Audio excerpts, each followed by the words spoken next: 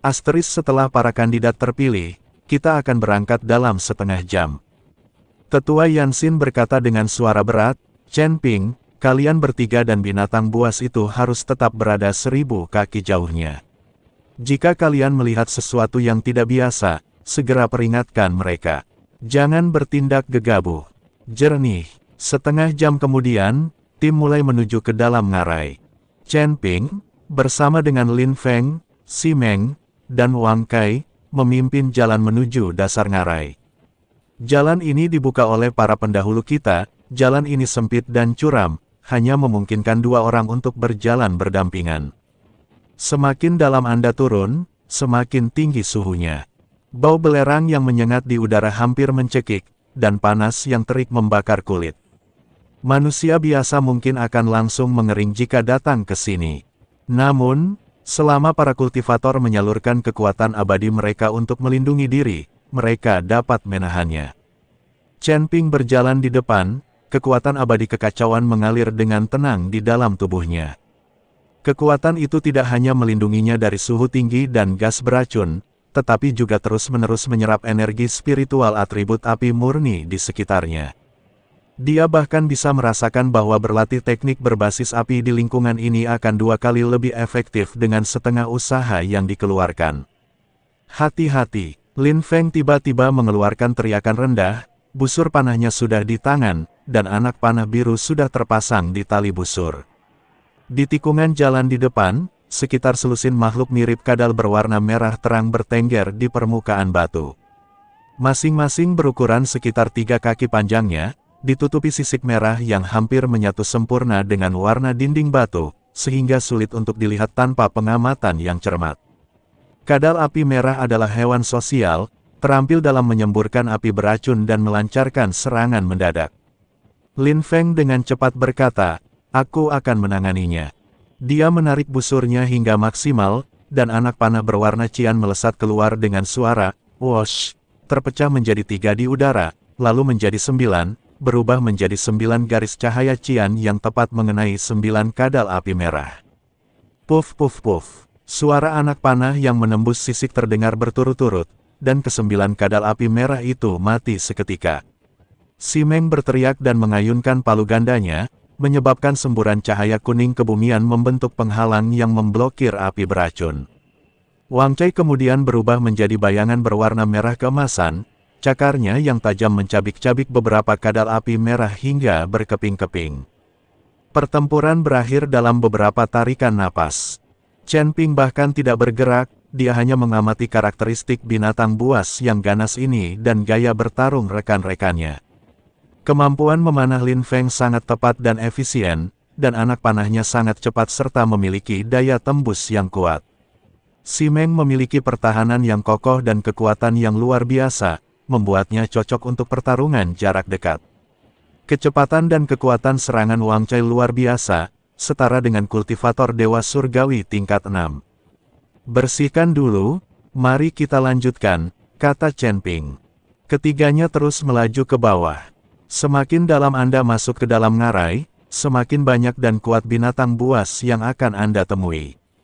Ada cacing magma yang menyemburkan magma korosif, macan tutul api bayangan yang bersembunyi di balik bayangan dan melancarkan serangan tiba-tiba, dan kawanan semut api yang tak kenal takut.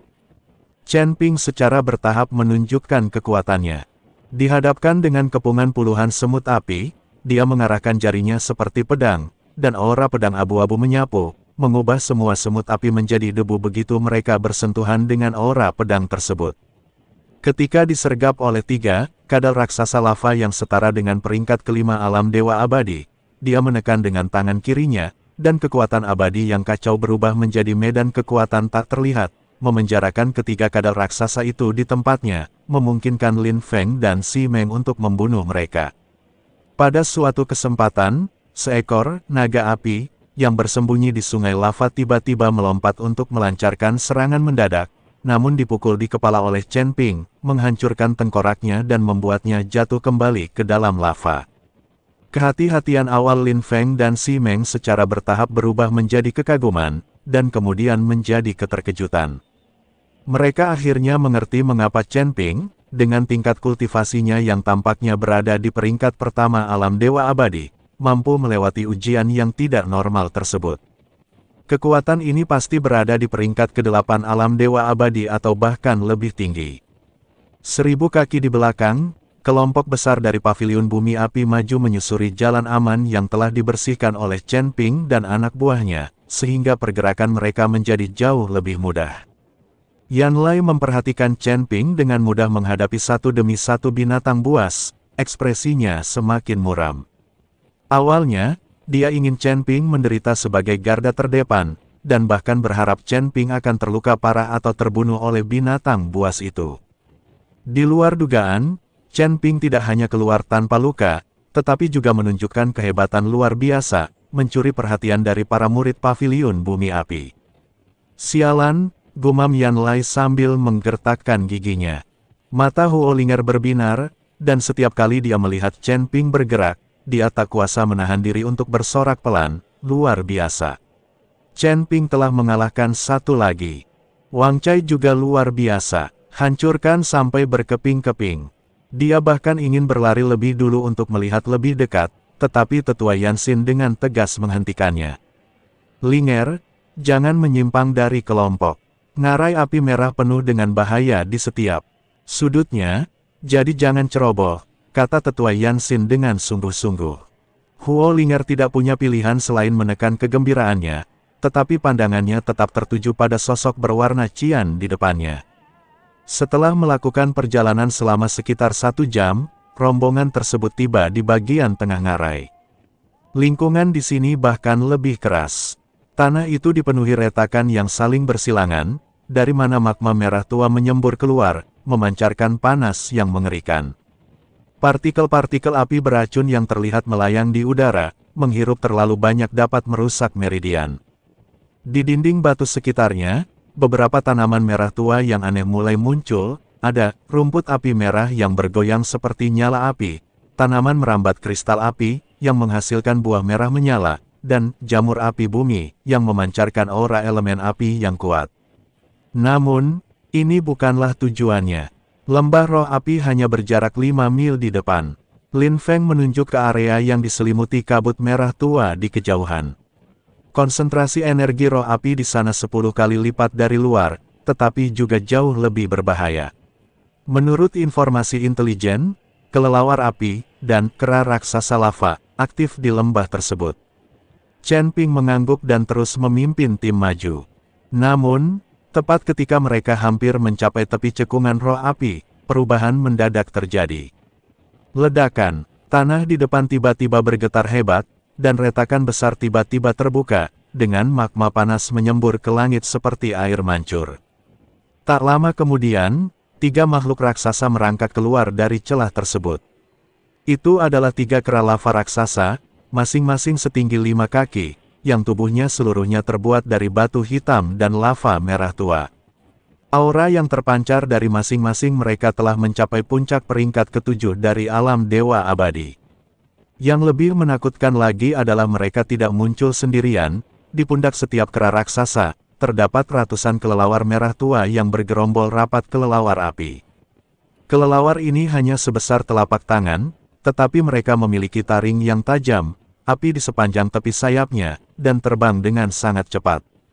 Hal yang paling merepotkan adalah mereka dapat menyemburkan sejenis api korosif khusus, yang secara khusus mengikis cahaya abadi pelindung dan cahaya artefak magis para kultivator. Oh tidak, itu adalah kera raksasa lava berkepala 3 dan sekumpulan kelelawar api. Ekspresi Lin Feng berubah drastis. Bagaimana mungkin mereka dikumpulkan bersama? Intelijen tidak menyebutkan hal itu. Si Meng menggenggam palunya erat-erat, keringat mengucur di dahinya, kita celaka, susunan pemain ini terlalu berat untuk kita bertiga. Cepat, kirim sinyal minta bantuan. Chen Ping menyipitkan matanya dan menatap ketiga kera lava raksasa itu. Dia memperhatikan bahwa mata kera raksasa berkepala 3 itu berkedip dengan cahaya merah tua yang tidak normal, dan perilakunya agak lamban, seolah-olah sedang dikendalikan oleh sesuatu. Seseorang sedang mengutak-atiknya. Pikiran ini terlintas di benak Chen Ping. 1000 kaki di belakang, tim Earthfire Pavilion juga melihat perubahan mendadak di depan mereka. Seekor kera raksasa lava berkepala 3, dan sekumpulan kelelawar api. Wajah tetua Yansin menjadi gelap. Ini tidak masuk akal. Kedua jenis binatang buas itu memiliki kebiasaan yang berbeda dan jarang bertindak bersama. Huo Linger berteriak dengan tergesa-gesa, Chen Ping dan yang lainnya dalam bahaya. Kirim bala bantuan segera.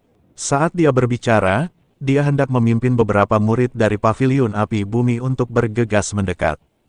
Berhenti, Yan Lai melangkah di depannya untuk menghalangi jalannya. Adik Linger, jangan gegabah. Situasi di depan tidak jelas, terlalu berbahaya untuk terburu-buru maju. Tapi Chen Ping dan yang lainnya, mereka hanyalah penjaga bayaran. Yan Lai berkata dingin, karena kita telah menerima misi untuk membuka jalan, kita harus menanggung risikonya. Nyawa kita, murid-murid Paviliun Api Bumi, sangat berharga, bagaimana mungkin kita mempertaruhkan nyawa kita untuk beberapa penjaga. Lalu dia menoleh ke tetua Yansin, tetua, saya rasa kita harus menunda pergerakan kita dan mengamati situasi. Jika Chen Ping dan yang lainnya dapat menyelesaikan ini, itu akan lebih baik. Jika mereka tidak bisa, itu akan memberi kita waktu untuk menemukan jalan lain menuju lembah Yanling. Kata-kata ini terdengar agung dan mulia, tetapi kenyataannya dingin dan kejam. Mereka menggunakan Chen Ping dan kelompoknya sebagai umpan meriam untuk menarik daya tembak binatang buas, sehingga Paviliun Api Bumi dapat mengambil kesempatan untuk berbelok atau mundur. Huo Linger terkejut dan berkata dengan tidak percaya, Kakak Yan Lai, bagaimana kau bisa mengatakan itu? Mereka adalah rekan-rekan kita. Pendamping, Yan Lai mencibir, adik Linger, kau terlalu naif. Mereka hanya di sini untuk mendapatkan hadiah. Jika mereka benar-benar berada dalam situasi hidup dan mati, mereka akan menjadi orang pertama yang lari. Ini hanya hubungan kerja, mengapa harus dianggap begitu serius? Dia menatap para penjaga lainnya, apakah kalian tidak setuju? Para penjaga lainnya tetap diam. Meskipun merasa kesal, dia tidak berani membantah Yan Lai. Lagi pula, mereka datang untuk mendapatkan hadiah, dan tidak ada alasan bagi mereka untuk mempertaruhkan nyawa derni Paviliun Api Bumi.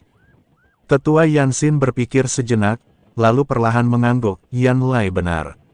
Tugas utama kita adalah mengumpulkan rumput roh api, dan kita tidak boleh menimbulkan komplikasi yang tidak terduga. Karena Chen Ping dan yang lainnya telah menerima tugas untuk membuka jalan, mereka harus bersiap.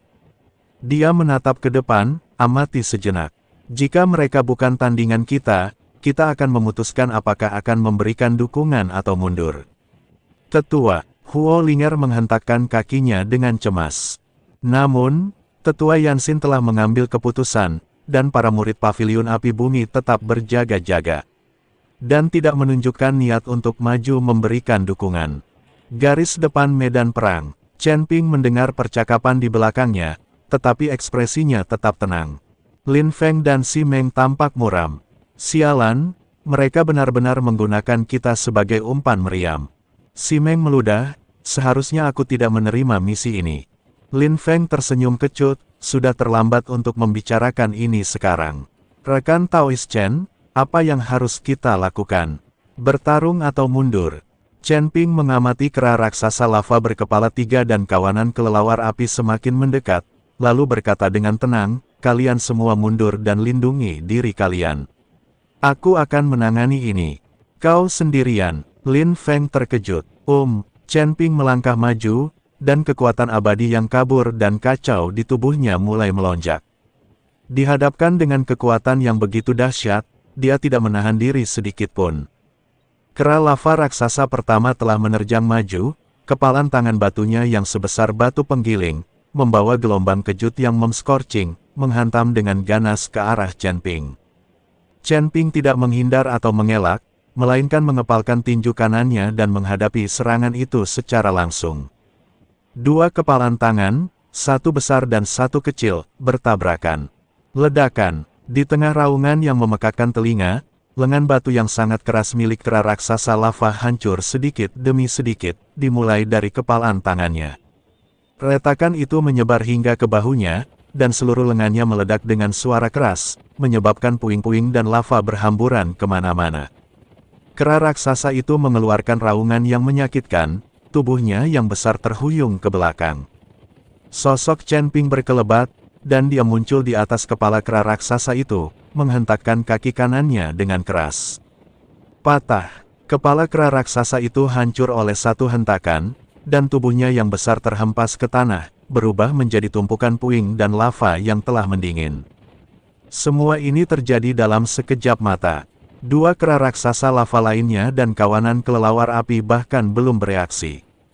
Mengaum, dua kera raksasa yang tersisa meraung marah dan menerkam secara bersamaan.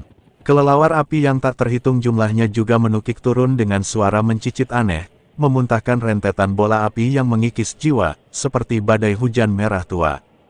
Chen Ping membuat segel tangan dan dengan lembut mengucapkan, "Area kekacauan, terbuka." Berpusat padanya, ruang dalam radius 30 kaki tiba-tiba terdistorsi. Kabut tipis menyebar, dan semua bola api yang mengikis jiwa yang memasuki area tersebut tiba-tiba melambat, lalu menghilang tanpa suara seperti es dan salju yang mencair. Kelelawar api yang menukik ke bawah tampak kehilangan arah begitu memasuki kabut kelabu. Mereka berputar di tempat dan kemudian jatuh satu persatu, mati bahkan sebelum menyentuh tanah. Domain kekacauan ini adalah prototipe awal dari sebuah domain yang dibentuk oleh Chen Ping dengan menggabungkan kekuatan dewa kekacauan dengan pemahamannya yang dangkal tentang ruang dan waktu. Meskipun belum sempurna, sistem ini sudah cukup untuk menghadapi binatang buas berintelijen rendah ini. Kedua kera lava raksasa itu bergegas ke area tersebut, gerakan mereka seketika melambat seolah-olah mereka sedang berjuang di rawa berlumpur. Chen Ping muncul seperti hantu di samping seekor kera raksasa, jari-jarinya membentuk-bentuk pedang, melepaskan semburan energi pedang abu-abu. Tertawa, energi pedang itu melesat ke pelipis kera raksasa dan keluar melalui bagian belakang kepalanya, membunuhnya seketika. Melihat bahwa keadaan tidak berjalan dengan baik, kera raksasa lainnya berbalik dan mencoba melarikan diri. Chen Ping mengangkat tangannya dan membuat gerakan mencengkeram. Kekuatan abadi yang kacau berubah menjadi tangan abu-abu besar, yang mencengkeram kera raksasa itu dan membantingnya ke tanah. Bang! Tanah bergetar, dan kera raksasa itu terlempar ke sana kemari, benar-benar kehilangan arah. Wang Cai memanfaatkan kesempatan itu, berubah menjadi kilat berwarna merah keemasan yang menembus mata kera raksasa itu dan muncul dari bagian belakang kepalanya, disertai semburan darah seperti magma. Pertempuran telah usai. Dari awal hingga akhir, hanya dibutuhkan kurang dari 20 tarikan napas. Kera raksasa lava tingkat 7 dari alam surgawi berkepala 3 dan ratusan kelelawar api yang merepotkan telah sepenuhnya dimusnahkan. Lin Feng dan Si Meng tercengang, bahkan lupa bernapas. 1000 kaki di belakang mereka, semua orang di paviliun api bumi membeku. Huo Linger menatap dengan mata terbelalak, mulutnya terbuka lebar, sebelum akhirnya bergumam, ini terlalu. Wajah Yan Lai pucat pasi, dan tinjunya mengepal begitu erat hingga retak. Dia tidak pernah menyangka kekuatan Chen Ping akan sebesar ini. Monster buas berkepala 3, tingkat 7, bisa dikalahkan dengan mudah. Apakah ini peringkat pertama dari alam dewa abadi? Mata tetua Yanxin berkilat tajam saat ia menatap sosok Chen Ping, seolah mencoba menembus dirinya. Bentuk awal dari ranah yang kacau. Anak ini bukanlah orang biasa. Dia bergumam pada dirinya sendiri, tidak heran kristal penguji spiritual tidak dapat mengukur tingkat kultivasi secara akurat. Kekacauan meliputi segala sesuatu dan dapat berubah tanpa batas, sehingga sangat sulit untuk diukur. Lalu dia menatap Yan Lai dan berkata dengan tenang, sepertinya kau telah meremehkannya. Yan Lai menggertakkan giginya dan berkata, Tetua, semakin kuat dia, semakin mencurigakan.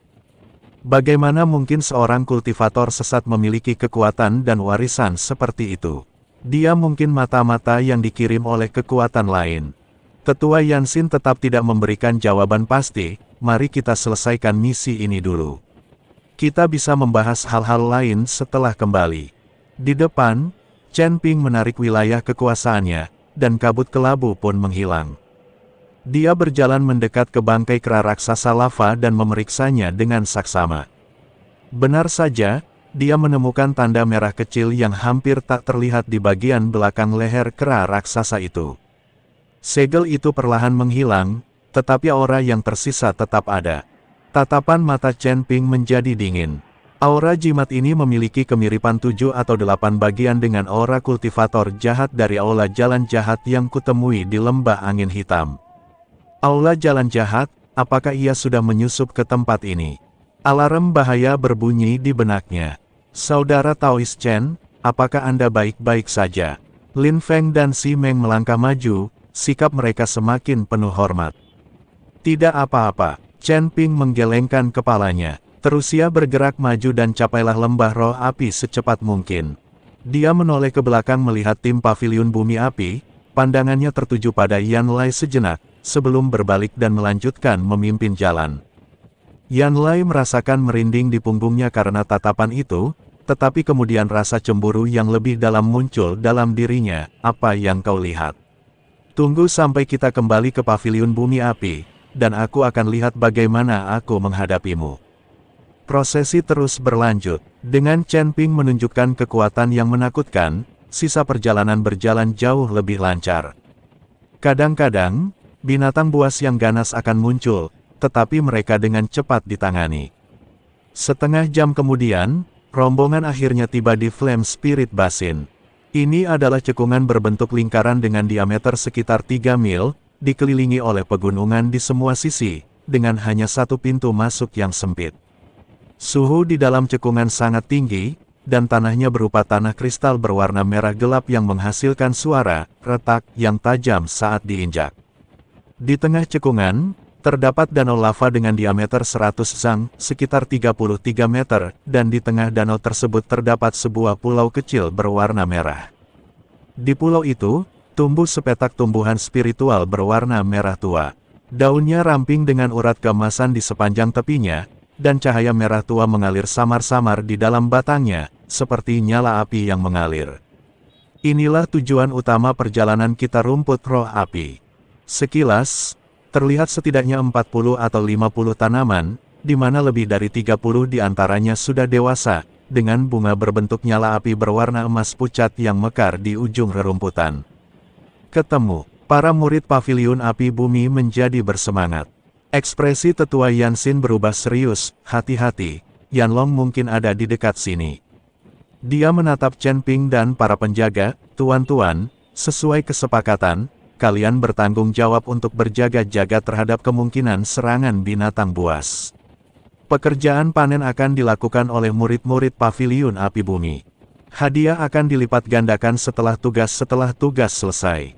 Para penjaga mengangguk dan berpencar di pintu masuk cekungan dan sekitarnya, berjaga-jaga. Chen Ping dan Raja Iblis Awan Merah memilih tempat berbatu yang tinggi untuk mengamati seluruh lembah. Di bawah perintah tetua Yanxin, para murid paviliun bumi api dengan hati-hati memasuki baskom dan mulai memanen rumput roh api. Huo Linger mengikutinya masuk. La tampak sangat terampil dalam memetik ramuan spiritual. Gerakannya lembut dan cepat, dan ia segera memetik 3 ramuan roh api yang matang. Yan Lai mengikuti di sampingnya, memetik buah sambil dengan hati-hati mengamati Sezhou Wei mereka. Semuanya tampak berjalan lancar, namun, tepat ketika para murid paviliun api bumi sedang memanen rumput roh api mereka yang ke-20, mengaum, raungan naga yang memekakkan telinga meletus dari kedalaman danau lava.